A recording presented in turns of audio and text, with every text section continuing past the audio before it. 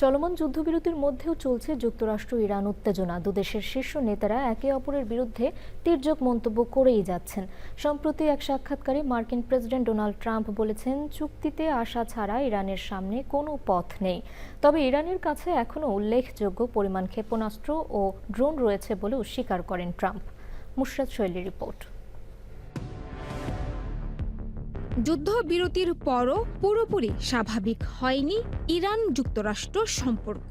চলমান উত্তেজনার মধ্যেই মার্কিন প্রেসিডেন্ট ডোনাল্ড ট্রাম্প বলেছেন, ইরান শক্তিশালী ও অহংকারী। শেষ পর্যন্ত সমঝোতার পথেই আসতে হবে ইরানকে। তবে চুক্তি না হলে সামনে রয়েছে আরও কঠিন বিকল্প।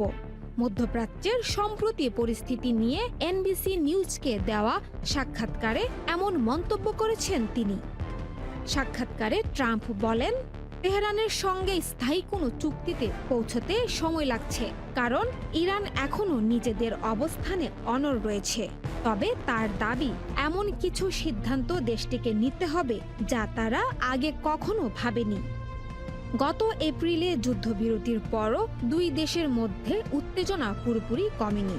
সম্প্রতি হরমুজ প্রণালীকে কেন্দ্র করে পাল্টাপাল্টি হামলার ঘটনায় সেই উত্তেজনা আবারও সামনে এসেছে, যদিও কূটনৈতিক পর্যায়ে আলোচনা অব্যাহত রয়েছে। ট্রাম্প আরও বলেন, ইরানের কাছে এখনও উল্লেখযোগ্য পরিমাণ ক্ষেপণাস্ত্র ও ড্রোন রয়েছে। তাদের সামরিক শক্তিকে আমরা কার্যত ধ্বংস করেছি। তবুও কিছু ক্ষেপণাস্ত্র ও ড্রোন এখনও রয়েছে। আমার ধারণা, যুদ্ধ শুরুর সময় যে পরিমাণ ক্ষেপণাস্ত্র ছিল তার প্রায় ২১ থেকে ২২% এখনও তাদের হাতে আছে। এদিকে যুক্তরাষ্ট্র ও ইসরায়েলের সামরিক পদক্ষেপকে ইরানের সম্ভাব্য পারমাণবিক সক্ষমতা ঠেকানোর প্রচেষ্টা হিসেবে তুলে ধরে ট্রাম্প বলেন, সামনে দুটি পথ খোলা রয়েছে, একটি সমঝোতার, অন্যটি সংঘাতের। আর দ্বিতীয় পথটি কারোর জন্যই সুখকর হবে না। দীর্ঘ কয়েক দশকের ইতিহাসে নতুন এই বার্তা মধ্যপ্রাচ্যের ভবিষ্যৎ পরিস্থিতি কোন দিকে নিয়ে যায়, এখন সেদিকে নজর আন্তর্জাতিক মহলের।